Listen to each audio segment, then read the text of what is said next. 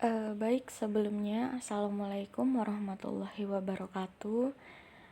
Selamat siang Bapak Ibu semua. Sebelumnya perkenalkan, nama saya Maya Zikri dari Penyuluhan Pertanian Lapangan.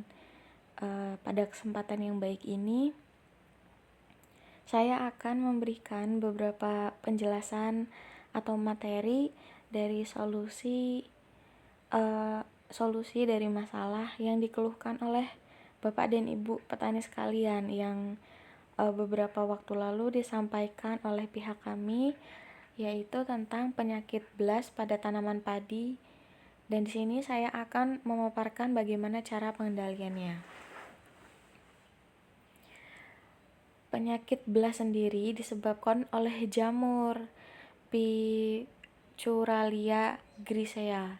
Awalnya penyakit ini berkembang di pertanaman padi gogo, tapi akhir-akhir ini sudah menyerang di lahan sawah irigasi, di sentra-sentra produksi padi. Selain di sini juga penyakit ini tuh menyerang di daerah Jawa Barat seperti di Karawang, Subang, dan Indramayu. Dan di Jawa Tengah juga seperti di Pemalang, Pati, Sragen, dan Banyumas. Di Jawa Timur juga seperti Lamongan, Jombang, Pasuruan, Probolinggo, dan Lumajang. Penyakit blas banyak ditemukan berkembang di pertanaman padi sawah. Jamur P.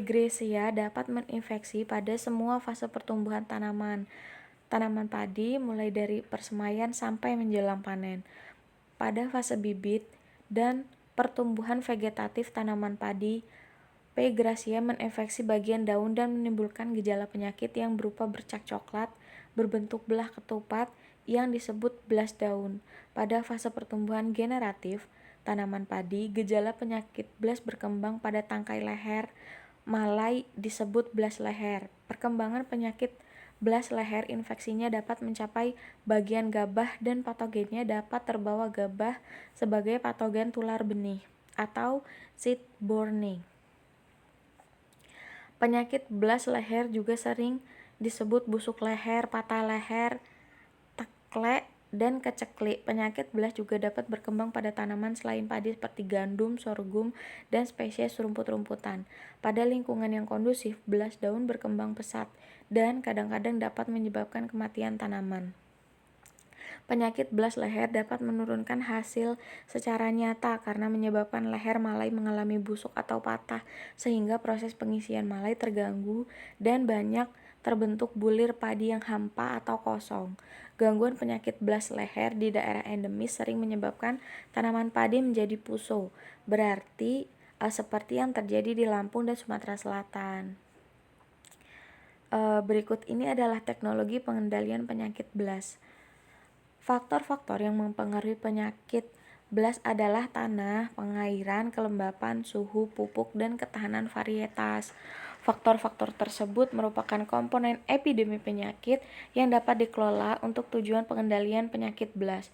Upaya pengendalian penyakit blas melalui pengelolaan komponen epidemi secara terpadu mempunyai peluang keberhasilan tinggi, seperti penanaman benih yang sehat, perendaman benih, cara pelapisan benih, cara tanam, dan juga pemupukan.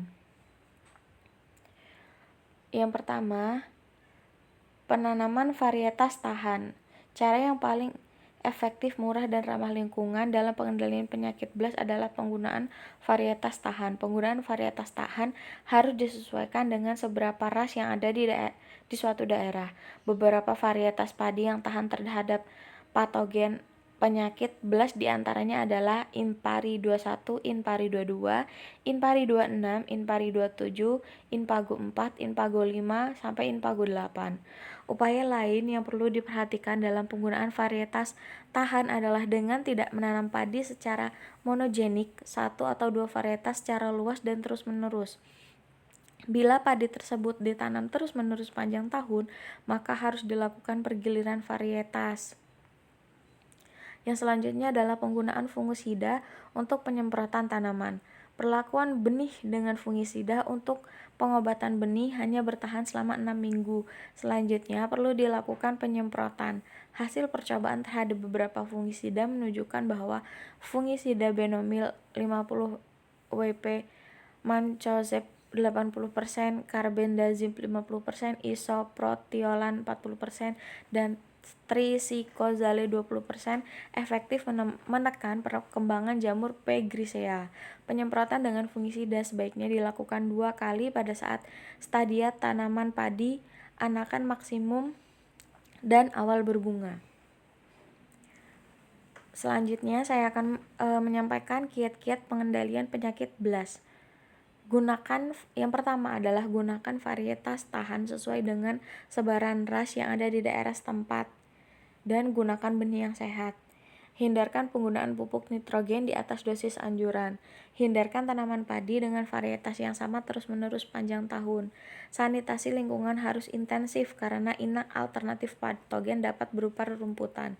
Hindari tanaman padi terlambat dari tanaman petani di sekitarnya. Pengendalian secara dini dengan melakukan benih sangat dianjurkan untuk menyelamatkan persemaian pada umur 30 hari setelah sebar. Penyemprotan fungisida sistematik sebaiknya 2 kali pada saat stadia tanaman, anakan maksimum, dan awal berbunga. Hindari jarak tanam yang rapat dan pemakaian kompos sebagai sumber bahan organik. Baik, sekian yang dapat saya sampaikan. Kurang dan lebihnya saya mohon maaf. Saya akhiri, wabillahi taufiq wal hidayah. Wassalamualaikum warahmatullahi wabarakatuh.